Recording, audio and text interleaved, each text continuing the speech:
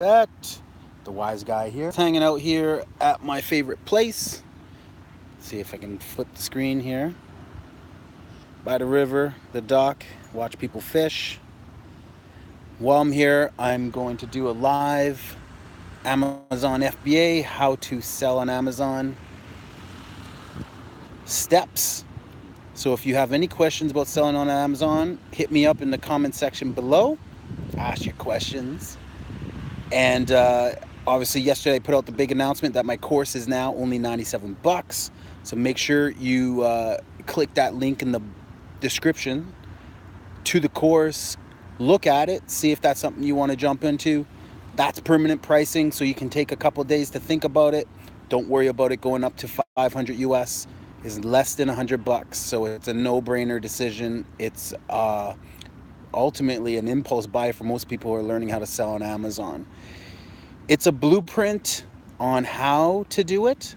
A lot of people, not a lot, but some people, what they'll do is they'll try to piece together the steps using my videos and other sellers' videos, which is a great way, but it's not the most efficient way to do it. My course is a blueprint. It's 10 hours of content that step by step with an action plan on selling both in the retail arbitrage business model and in the private label business model as well. So enough said with that. Let's go through the steps to selling on Amazon right now so that everybody has kind of the beginner's module or the beginner's handbook on how to sell on Amazon. So step number one, the first thing you want to do when you're to become an Amazon seller is you want to go and best thing to do is go and sign up. Sign up as an Amazon seller. That's the best thing to do. So go to amazon.com.ca, wherever you're from, whatever marketplace you're at, and sign up as an Amazon seller. Now, if you don't already have an Amazon account, you need an Amazon account. So if you don't already buy things on Amazon, you need to set yourself up with an Amazon account. So make sure you go do that. Once you're set up with your Amazon account, you can just click want to become a seller, and it'll take you through the steps and the request, the required information on becoming a seller. You're going to need to give them a piece of ID, as well as you're going to need to give them your banking information so they have somewhere to deposit your payments, the money you make, because Amazon pay every 2 weeks. So you'll need to give them your banking information and like some ID. So once you set up for that, now you have a choice. You can be just set up a personal account. It's free to do that. Free to set up a personal account. Doesn't cost any money, obviously. But there's limitations on having a personal account.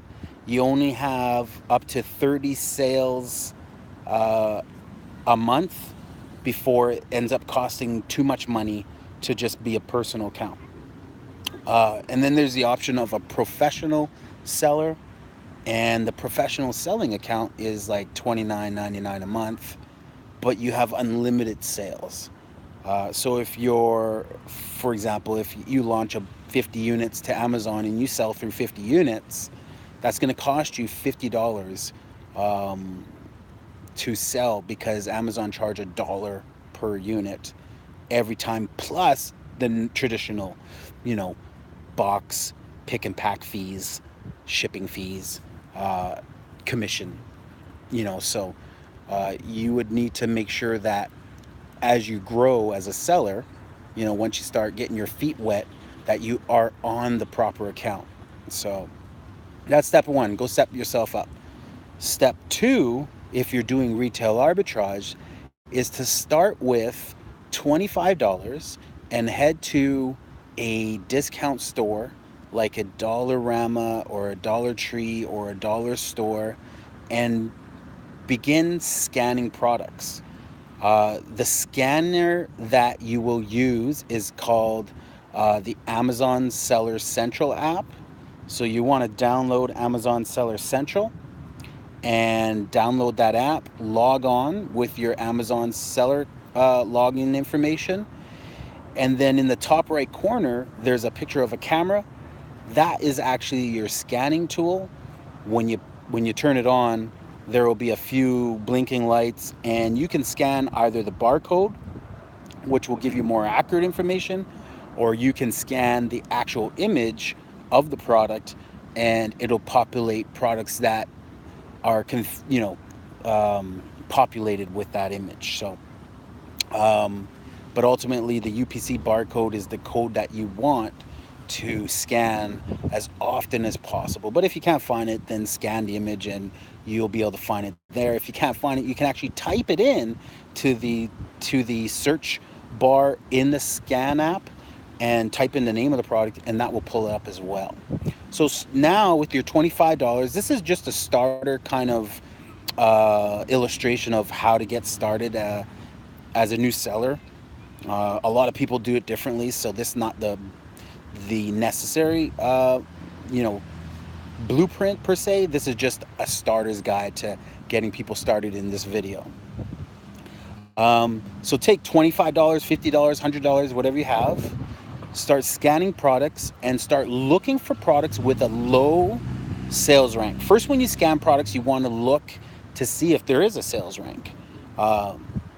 Okay, as long as there is a sales rank, it'll say rank, it'll say a number besides that rank. It could be up into hundreds of thousands.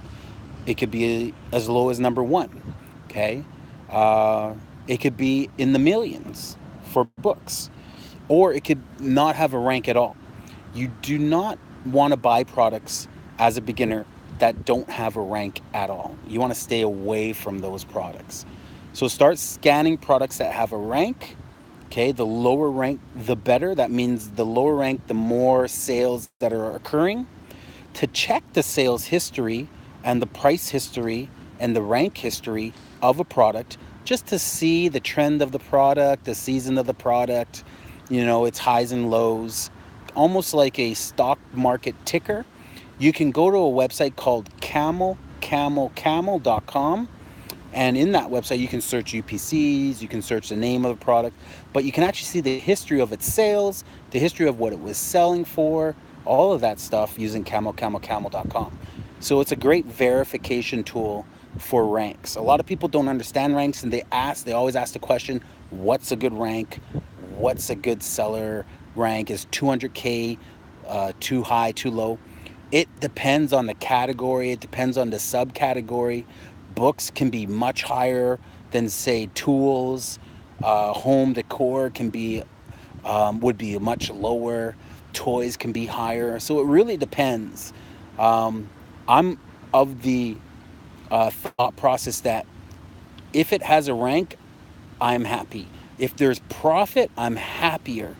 And if there's low amount of FBA sellers or competition, then I'm really happy. So now that being said, I'm not going to be silly and start going buying products that are 300,000 rank, 400,000 rank, 500,000 rank. I do have, rules of thumb. For me, for toys, I like to keep it under 100K. For books, I like to keep it under 500K, especially if I can get the book for $1. But if it costs me more than the book, if the book costs me more, I'll look at books that are under 200K. For other categories, 50K, video games, 50K, so there's a lot of rules I kind of use, but that's just from experience. And again, it'll be in the course, but it'll also be in the new retail arbitrage course that I'm putting out pretty soon. That is all about the hunt and about the actual profit side of retail arbitrage and where profit exists in that sort of module. It won't be about the fundamentals. To get the fundamentals of retail arbitrage or private label, buy my initial course, Amazon Selling Mentorship. That course, I go through all the fundamentals, so you'll get 100% educated on exactly how to sell on Amazon A to Z. And then for the details and exactly where the profits lie and how to find them with every store, every brand, how to get unrestricted, ungated, where ranks, all that type of stuff. My new retail arbitrage course coming out at the end of September will have all that information. So that's a genius course. That is a money making course. That is for guys who want to start increasing the amount that they sell in any given season.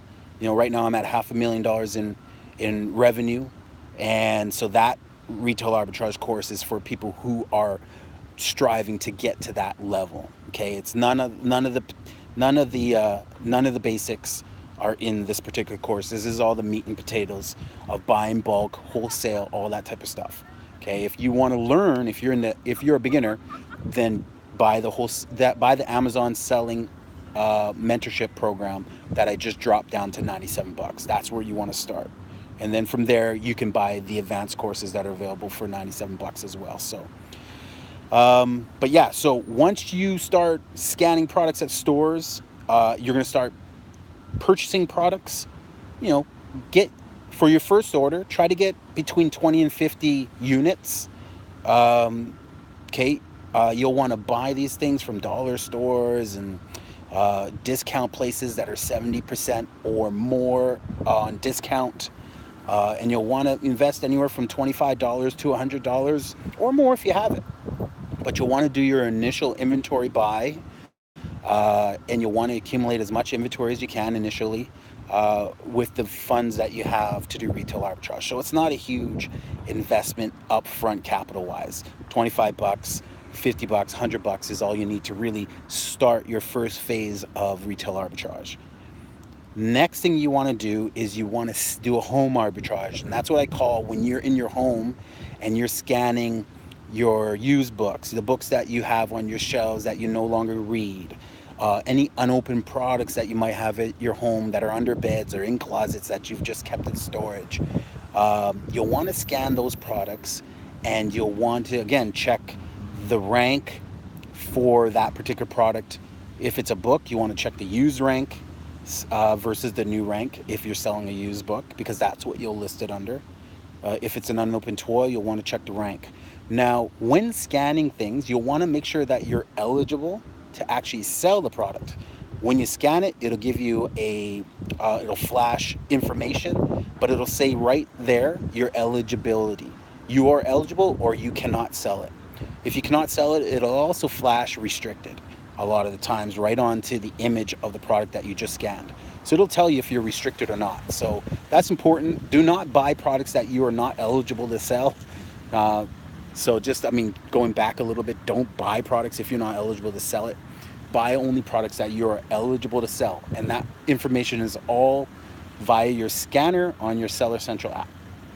Okay, so once you've created kind of your first inventory of anywhere from 20 to 50 items, now you're ready to create a shipping plan and send your first shipment to Amazon. From there, you're going to go onto your home PC. You're going to log on to Seller Central. Okay. Now you're going to have all your products wherever in your kitchen, in your living room, and you're going to have your phone handy. You're going to scan each and every item. And as you scan it, everything's going to populate. And in the bottom right corner, it's going to say the word list. And you're going to click that button so that you can add the product that you just scanned to your computer inventory. Okay, you're going to list every product that you just bought. It's just a one click, hit the list. There's going to ask you if the product's new or used. If it's used, you're going to give it some condition information like bent corner, tear and page, little rough condition, or perfectly great condition but just sitting around for years or whatever. You're just going to give it some used information. Be creative, be interesting, but keep it simple. If it's new, you're just going to put new, and then it's going to ask you what price you want to sell it for. You're going to try to match a low price. So if the low price is $22, you're going to match a low price for every one of the products that you sell. Okay, then you're going to add product, and that's going to populate it into your Seller Central account. So once you go through all your 20 to 50 items or more, whatever the case may be, you're going to add them all in. Okay, not if you have five Pokemon toys. Don't add all 5, just add the 1 SKU, and then later on you can change the quantity when you go to ship that product to Amazon. So you add your inventory in. Once you've added all the units, now you're going to jump back over to your PC. You're practically done with your phone now. You're going to jump onto your PC and you're going to add and send your inventory to Amazon. Okay, so now you are going to click the inventory items. There's a box on the left. You're going to click check mark each item that you're going to send to Amazon. Okay, so whether you have 10, 15, 20, 30, or 50 items, you're going to click each one of them. And then at the very top, don't use the edit button to the right. Use the action button above the boxes that you clicked. In that action button, it's going to ask you a bunch of different things, but you're going to look for send replenish inventory. That's what you're going to click. Okay, once you get to there, it's going to change screens. It's going to go over to this different screen, which is a shipping plan screen. And the initial screen is going to have your address as to where the product is coming from. You just want to make sure you put your correct address in there so they know it's shipping from you. Not from FedEx, not from the mall, but from you. Okay, it's coming from your seller account. And then you're going to go next, and it's going to ask you how many quantity of each product that you're sending are you shipping. Okay, so whether it's 2, 5, or singles of each, whatever the case may be, you're going to add in your quantity, and then you're going to click next, and it's going to ask you who is going to put the sticker on the product. Every product that you send to Amazon requires what's called an FNSKU. It's basically like a barcode, but it's Amazon's proprietary barcode that they use in their warehouses to find your product and to track your product and to track their inventory. So a lot of the products require this sticker to be stuck onto each, over top of each barcode. You are going to do that. Okay, you're going to need mailing labels. Okay, those mailing labels can be bought at any dollar store, usually in sheets of 30. You can usually buy like 250 at a time. That's what you would use because that's the format that they print out on. So go buy some of those. Now, let's say you just don't want the hassle. You want Amazon to do it for you. For each sticker, it costs 20 cents. So, okay, if you have 10, it's going to cost you $2. If you have 50, it's going to cost you $10 for Amazon to put the stickers on for you. Okay, so those are 2 options. But if you want to do the stickers yourself, you choose merchant. Okay, add your quantities in. If you want Amazon to do the stickers for you, you click Amazon, and Amazon will do the stickers for you when the product gets into the warehouse. But make sure you indicate who's going to do the stickers. And I forget what they call it. They call it like who's going to prep. Who's going to prep the product. So you're going to prep the product. You're the merchant. You're going to prep the product. So click merchant, hit next. Now it's going to tell you, it's going to advise you that some of the items that you're about to ship to Amazon are overstocked, and Amazon won't recommend. Amazon does not recommend that you ship these in. That's an alert that you have to decide, should I ship them or should I not? I just bought some stuff. I bought 5 of these things and Amazon's telling me not to send it to them, okay? Because it won't sell. That's what they're saying. So it's your decision. You can keep those products aside and not send them in this run. If you do decide to sell stuff that is an alert overstock, there is an extra charge for warehousing overstock items. It's not a lot more, but it is more. You know, it's like an extra 20 cents a month, but it all depends on the size of the product. Okay? What I do in those cases is I'm always overriding that message. So I cook the box, I ignore it, and I send it in anyway. 2 reasons. One, I paid virtually, let's say I paid $3 for it. I'm not really worried about $3. If it doesn't sell, I'm going to dispose it. I'm going to get rid of it.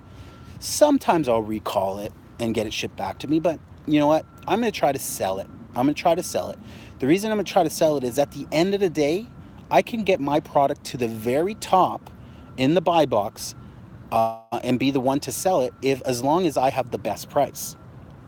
So that's all I have to do. I have to make sure that when my stuff ships to Amazon, that I can be the best price. I wouldn't have originally scanned it and bought the product if I didn't think I could make money from it, if I didn't think my cost was low enough that I could really be competitive with my price if I needed it to. So let's say the product was 20 bucks originally, it was going to sell for that. I bought it for $4.50. I could go as low as $15 and still make $3-4 on that product. So I have a $5 margin to play with when I'm selling. So keep that in mind. You can override that message and move forward. I do all the time, but that I will leave up to you. So once you're done that, then you're going to click continue, and it's the end of kind of adding your products. It's ready to go. Next thing you're going to do is it's going to give you an option to work on the shipment. And what work on the shipment means is you've created a shipping plan, you've put all your stickers on your products, and you've put them all in the box. And now you're going to click, or sorry, you have not put them in the box yet, but you put all your FNSKU stickers on all your products. So now it's going to ask you to work on a plan. You're going to click that button, and what this is basically you're going to ship your stuff to Amazon. So Amazon's going to tell you where to ship it, and they're going to give you labels to print off and put on your box for when you ship it to Amazon. So you're going to work on the plan. It's going to ask you, it's going to tell you, in the prior stage, it's going to tell you based on your inventory where they want you to ship it.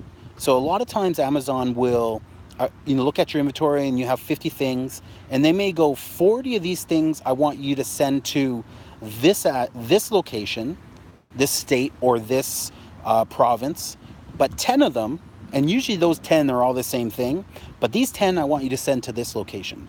So often they may split your inventory into 2 shipments.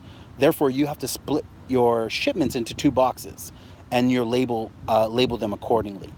But sometimes they'll have it all go to one location, and you don't have to worry about splitting it. You just have to package it all up and ship it off. So they tell you on that first create a shipping plan, send replenish inventory stage, and then once you accept that and you're okay with splits, then when you work on shipment, if it's split, you'll have 2 shipments to work on. So 2 boxes to work on. Okay, you're going to work on both shipments. It's going to ask you things like the dimension of the box, how many boxes, how much does it weigh, the length, width, and height. You'll enter in all that information. And then it's going to ask you, how do you want to ship? Small parcel on a pallet. Small parcel is just you have a bunch of boxes. Pallet is you have a pallet and it's heavy. Okay, so you're likely not ever doing pallets unless you're ordering from China. So you're doing small parcel, and then it's gonna ask you, who do you want to ship with? Do you want to use Amazon Seller Central, deep discount shipping, or do you have your own shipping company that you're using? Are you using UPS, FedEx, Canada Post, United Parcel, whatever the case may be? I use Amazon's UPS deep discount shipping. One box generally costs me anywhere from $8 to $14 per box, depending on how far away it's being shipped to. But when I amortize that, it's about 20 cents an item, because I usually stuff the box full of 25 to 30 things, if not more. If I'm doing books, I can stuff it with 20 kilograms and it's really still cheap. So I use Amazon Seller Central, the deep discount UPS shipping. I'll choose that method, and then it'll ask me to accept its their disclaimer or whatever the case may be, and I'll click the box and click accept, and then it'll give me a price, and it'll give me 24 hours to cancel it, and I won't be charged. So if I decide in 23 hours not to ship it, I can cancel it and I won't be charged. But if I ship it off, they'll just charge my account. If I have balance in my account, it'll just take from a balance in my account, or it'll charge my credit card. Okay, so then once that's accepted, it'll give me labels to print off based on however many boxes I have. So then I take those labels, those are the UPS labels, the UPS labels, and I'll just tape them to my boxes. And voila, that is how you ship your initial Amazon shipping. Anyone have any questions? Hit me up in the chat below. And like I said, all this stuff is in my course, along with like, I just spit it out just because I do it every day. I do it all the time. It's like clockwork. It's a business, and it's all in the course that I just dropped to $97. So the link will be in the description. Keith, you have a question, just hit me up. Let me know what your question is. But the link to the fundamentals on how to sell on Amazon, both private label and retail arbitrage, are in. I'll throw them in the description of this video. They're in my earlier videos as well. So, but let me know. Hey Chris, longtime Amazon seller here. I've only ever sold a few books before, but recently ran into boxes of free ones. Awesome. I was wondering, what is a good rank in Canada for books? Cross-Eye Box Breaks, cool name. In Canada for books, I've dabbled in books, so I'm not gonna say that I'm an expert in books, but I feel like I'm getting there, because I recently, not too long ago, if you look at some of my old YouTube videos, I did a 500 book challenge. So I went and tried to get 500 books and buy as much as 500 books and sell them on Amazon. And my initial goal was anything under 500K was kind of my target rank. And I was only buying books up to a max of $4 spending. But a majority of the books I bought cost me $1.50. So I had sent in about 300 books with ranks anywhere from 50K to as high as 600K. Sometimes I would do them higher than that. It just really was a gut feel. But it was also like, if it was a novel, a hardcover novel, a thick novel that was selling for like 30, 40 bucks, and I was gonna pay $1.50 for it, but it had a 700K rank, I was buying it. I didn't care. I just wanted volume of books to really see how fast they would sell, how frequent they would sell, how much profit I would make. So that's what I started with, was 500K. I still have those books in my inventory, but a lot of them are selling. So, you know, and this is in Canada. And but now my rule of thumb is, I do notice that obviously 200K seems to really be a much more frequently sold range. So I try to keep my buys now under 200K, but again, it doesn't stop me from going up to 500K if, you know, if the profit's there, if my buy is low, all that type of stuff. I'll do it, and I won't hesitate to buy all the inventory. It's costing me $1.50 a book. I'm gonna spend 15 bucks on 10 books. Why not? I couldn't care less if I wasted 15 bucks. But if I sell one book, that covers all that inventory. That inventory. So that's how I look at it. Hey Ciano, is retail arbitrage still good for 2018? Who keeps saying retail arbitrage is dead? Like, you know who's saying that? I'll tell you who's saying that. People who are doing retail arbitrage. People who are prospering from retail arbitrage. You'll never hear me say retail arbitrage is dead. Retail arbitrage in Canada especially, there's no competition. I'm scanning everything, and it's one of the things I always tell people is scan everything. And when I look at the numbers and I look at the sellers are low, you know, and toys are much higher, especially dollar store toys, because everyone's doing that. But if you're an unrestricted, if you're ungated, so like as you sell a few times and 2 months in, you've had a few sales and you're starting to, you know, make sales, then you can get unranked for stuff, and you can get into some categories that are money makers. So, you know, retail arbitrage is not dead because there's not many sellers in those categories, and you can really, really maximize your profits. I'll go in anywhere like Superstore, buy toys, you know, like whenever they have clearance, I'll hit up. That's one of my favorite places. Staples, as seen on TV. I'm a huge Dollarama guy, as you can see with a lot of my videos. Dollar Tree sometimes.